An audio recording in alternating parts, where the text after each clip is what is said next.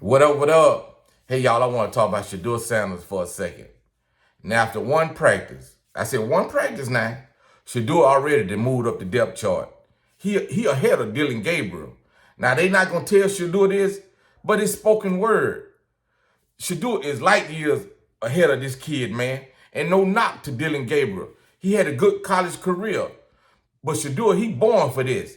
This is what his calling is, to be a starting quarterback in the NFL.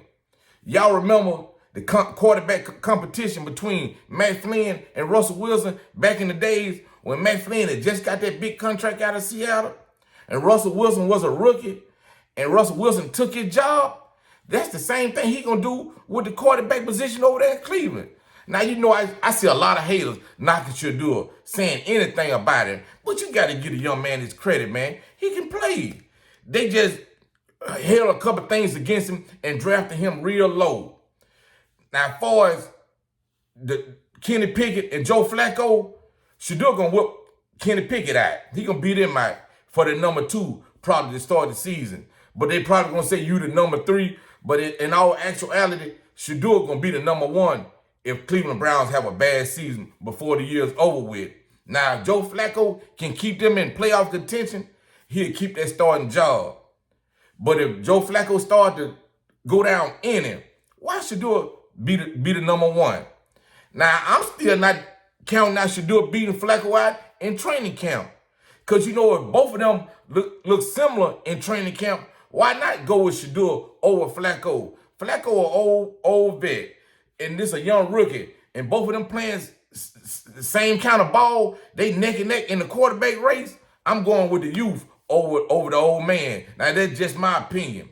Now, the coach over there, Kevin Stefanski, I don't know what his job security is like, but I know he had some up and down seasons since he's been with the Cleveland Browns.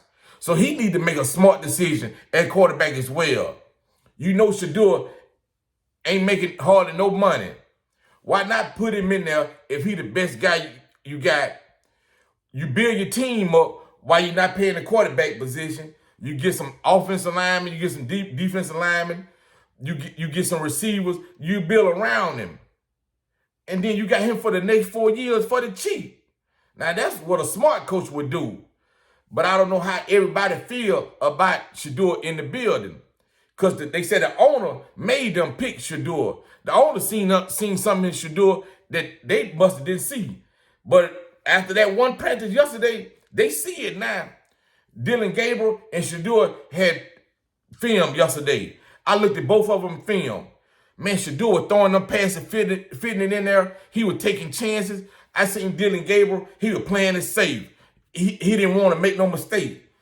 Shedeur, he ain't scared, man. He gonna take those kind of chances.